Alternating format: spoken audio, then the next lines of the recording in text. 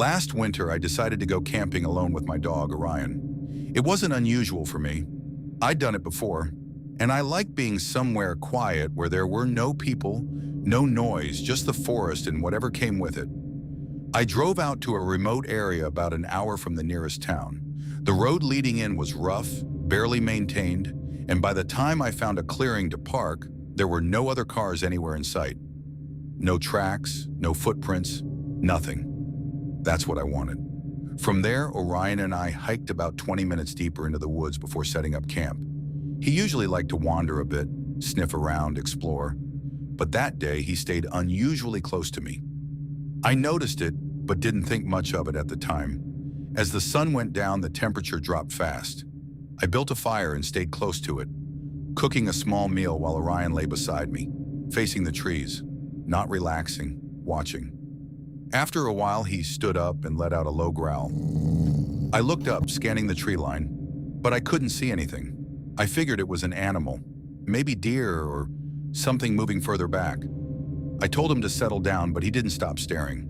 A few minutes later, I heard it, a crunch in the snow, then another, slow, deliberate footsteps.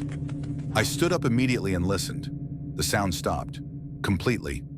Orion didn't move. He was locked onto something I couldn't see. I called out, asking if anyone was there. No response. The silence that followed felt heavier than it should have. I stayed by the fire for a bit longer, trying to convince myself it was nothing, but the feeling didn't go away. Eventually, I put the fire out completely and got into the tent. Inside, everything felt different, too quiet. Orion curled up beside me, but his body was tense. Then he started growling again, low at first, then louder and closer. I heard it again. Footsteps, right outside the tent. They stopped just a few feet away. I froze. Orion let out a low, steady growl, and I reached over to keep him quiet. My heart was pounding so hard it felt like it would give me away. Something brushed lightly against the side of the tent. Slow, deliberate, like it was testing the material. I grabbed my flashlight and pointed it toward the wall, expecting to see a shadow. There was nothing, just darkness. After a few seconds, the footsteps started again, moving slowly around the tent, stopping, then moving again, like it was circling us.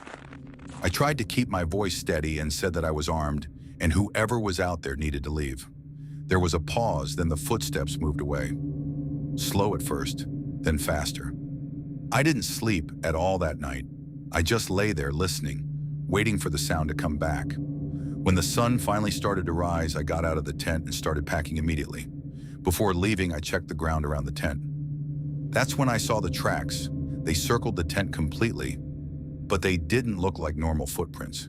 They were too long, too uneven, like whatever made them wasn't walking properly, and they stopped right at the entrance of the tent.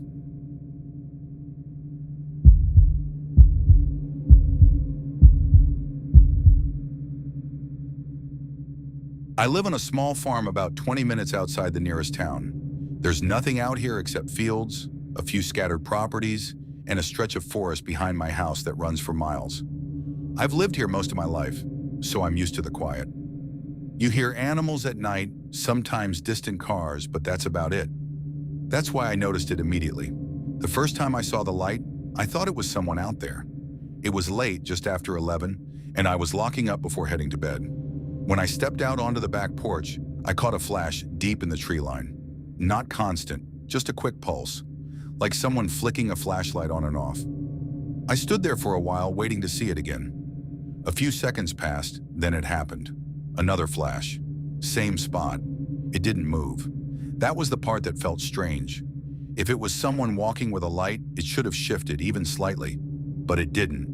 It stayed in the exact same place, just beyond where the trees got too dense to see clearly. I remember thinking maybe someone had set something up out there. Kids, maybe. Or someone camping where they shouldn't be. I didn't go check. I just went inside and locked the door. The next night, it happened again. Same time, same place. One flash, then nothing. I didn't tell anyone about it. It felt too small to bring up, and honestly, I didn't want to sound paranoid over something that could have been nothing. But by the third night, I couldn't ignore it anymore. I went outside earlier this time and waited. Around 10:50, I saw it again. The same exact flash, same height, same distance, like it was fixed to something. That's when I decided to go look. I grabbed a flashlight and walked out past the fence, into the field behind the house.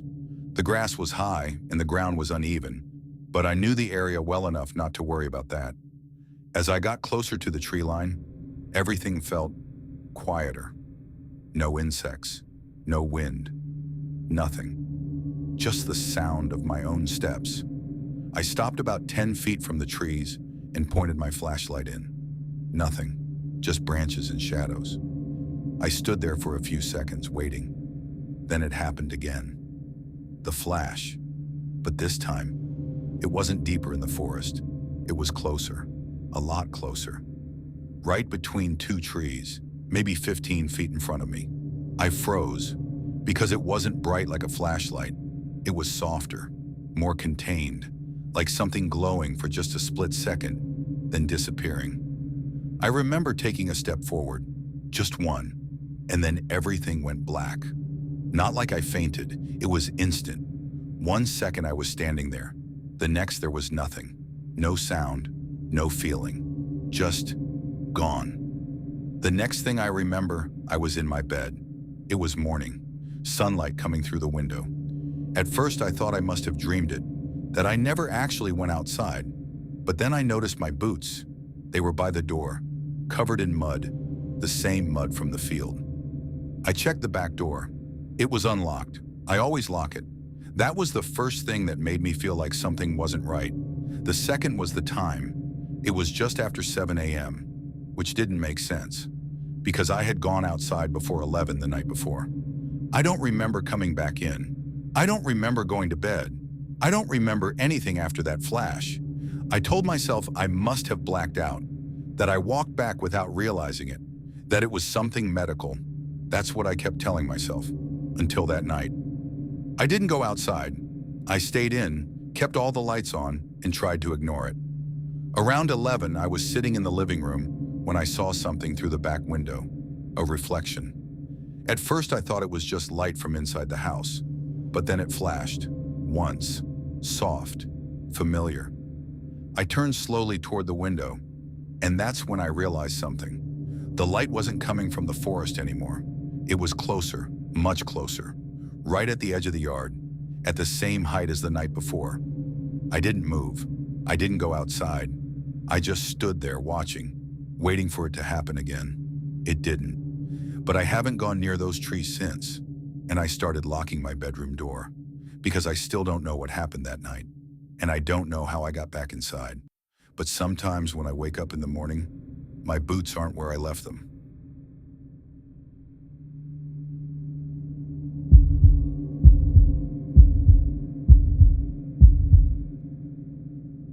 A few months ago, I started noticing small things in my backyard that didn't make sense. At first, I ignored it. The trash bin knocked over. The side gate slightly open when I was sure I had closed it. I figured it was raccoons or stray dogs. There were plenty of those around. It wasn't unusual. But then one night I heard something hit the fence, hard, not a light bump. It sounded like something with weight behind it, like a full body slamming into the wood. I got up and went to the window, but I couldn't see anything. The yard was mostly dark, and the light above the back door didn't reach the fence line. The next morning I went outside to check. There was a dent in the fence, not a crack or scratch, a dent, pushed inward, like something had leaned or thrown itself against it. I stood there longer than I should have, trying to make sense of it, but nothing really fit. That's when I started paying closer attention. A few nights later, I heard something again. This time it wasn't a crash. It was movement, slow, heavy, something crossing the yard. I turned off all the lights inside and stood by the window, letting my eyes adjust. At first, I didn't see anything. Then I noticed it. Movement near the back corner of the yard. Something tall, too tall. At first, I thought it was a person, but the proportions were wrong. It was thin, unnaturally thin, and pale. Even in the dark, its skin looked almost white against everything around it. It wasn't walking normally. It moved in a strange, uneven way, like its legs weren't bending the way they should. It took a few slow steps, then stopped. completely still. Then its head turned, slowly, toward the house, toward me. I stepped back immediately, my heart starting to race. I told myself it had to be a person, someone in the yard. That made more sense than anything else. But something about it didn't feel human. Not the way it moved, not the way it stood there. That night, I didn't sleep much. The next morning, I went outside again. There were marks in the dirt, not footprints. They were too long, too narrow, like something had pressed into the ground without lifting properly between steps. And they led directly to the fence, then stopped, like it had just disappeared. That should have been enough for me to call someone, but I didn't. I told myself I was overthinking it. That night, I kept the lights off again. I didn't want whatever it was to see inside.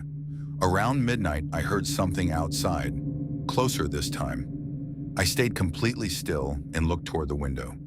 Slowly, I moved closer, and then I saw it again. Right near the fence, standing still, facing the house. It was taller than I remembered, at least 7 feet, maybe more. Its arms hung too low, almost reaching its knees. Its skin looked pale and stretched tight over its body. No clothes, no movement, just standing there, watching. I couldn't see its face clearly, but I could tell it was looking directly at the house, at me. I froze. For a few seconds, neither of us moved. Then it did something that made my stomach drop. It took a step forward, then another. Slow, careful. Not like walking, like it was learning how. I stepped back from the window again, my chest tightening. I didn't want to be seen. I didn't want it to know I was there. I stayed like that for a long time, just standing in the dark, listening. Eventually, I heard movement again. But this time it was closer, much closer, right outside the window. I didn't want to look, but I couldn't help it. I leaned slightly forward and glanced toward the glass. For a split second, I saw it, right there. Its face was inches from the window, pale, featureless in the dark, except for 2 dark areas where its eyes should have been. And it was smiling. Not a normal smile, too wide, too still, like it didn't understand how a face should move. I jumped back immediately, my heart racing so hard I could hear it in my ears. Then I heard something else, a sound, low, broken, almost like it was trying to speak, but failing. I didn't move. I didn't make a sound. After a few seconds, the noise stopped. Then I heard it move away, slow, dragging again. I didn't sleep at all that night. When the sun came up, I went outside one last time.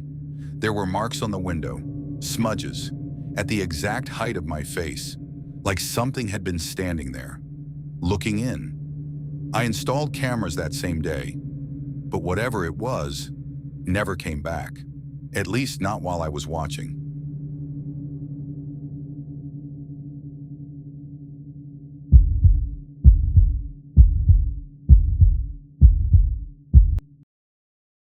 A few years ago, my partner and I moved into a house just outside a small town. It wasn't anything special, but it was bigger than our previous place and cheaper than anything else in the area. At the time, it felt like we had just gotten lucky. Looking back, it didn't feel that way for long. The house had been sitting on the market for months. The agent told us the previous owners had to relocate quickly for work. No issues, no problems, just a rush sale. We didn't question it. The first few days were normal. We unpacked, set up furniture, and tried to settle in. But there was something about the house that felt off, not obvious, just a quiet feeling that didn't go away. The upstairs hallway was the first thing we noticed. At night, it felt colder than the rest of the house. Not freezing, just enough that you'd stop and notice it, like the air changed the second you stepped into it. A few nights after we moved in, my partner asked if I had gone upstairs during the night. I told him no. He said he woke up around 3 a.m. and heard footsteps above the bedroom, slow, steady pacing, back and forth across the hallway. We both laughed it off. Old house, settling noises. That's what we told ourselves. A few nights later, I heard it too. I woke up suddenly and just lay there listening. Footsteps, directly above us, slow, even. Walking from one end of the hallway to the other, I looked over, and my partner was already awake. We didn't say anything. We just listened. After about a minute, the sound stopped completely. The next morning, we checked upstairs. Everything was exactly how we left it. No open windows, no signs of anything out of place. That should have been enough to calm us down. It wasn't. A few days later, I was home alone in the afternoon when I heard a door upstairs shut. Not a creak, a full, clear slam. I went up immediately. Every door was open, exactly how we left them. That was the first time I felt uncomfortable in the house during the day. After that, things started happening more often. Lights turning off in rooms we weren't in. Cabinet doors left open. The TV turning on by itself late at night. None of it made sense, but none of it was enough to prove anything either. We tried to ignore it, but the feeling in the house kept getting worse, like we weren't alone. The worst night happened about 3 weeks after we moved in. We had gone to bed early. Sometime in the middle of the night, I woke up to the sound again. Footsteps. But this time, they weren't upstairs. They were in the hallway outside our bedroom. Slow, careful, moving closer. I sat up immediately and stared at the door. The footsteps stopped right outside. Then the handle moved, just slightly, like someone testing it. My partner grabbed my arm and neither of us made a sound. After a few seconds, the handle stopped. Then the footsteps continued, walking away. We stayed awake until morning. Neither of us wanted to open the door. When we finally did, the house was silent, nothing out of place. But something had changed. It didn't feel like just noises anymore. It felt intentional. A few days later, while unpacking in the spare room upstairs, we found something we hadn't noticed before. A small panel in the wall. It blended in with the paint, easy to miss. We opened it. Inside was a narrow crawl space, just big enough for someone to move through. It ran along the inside of the walls, connecting multiple rooms. We closed it immediately. That night, we heard it again. Not above us, not outside the room, inside the walls. Movement, slow, deliberate, back and forth. We moved out less than a week later. We didn't tell the next owners anything, but I still think about that house sometimes. And whatever was inside those walls, it wasn't human. It felt like something evil.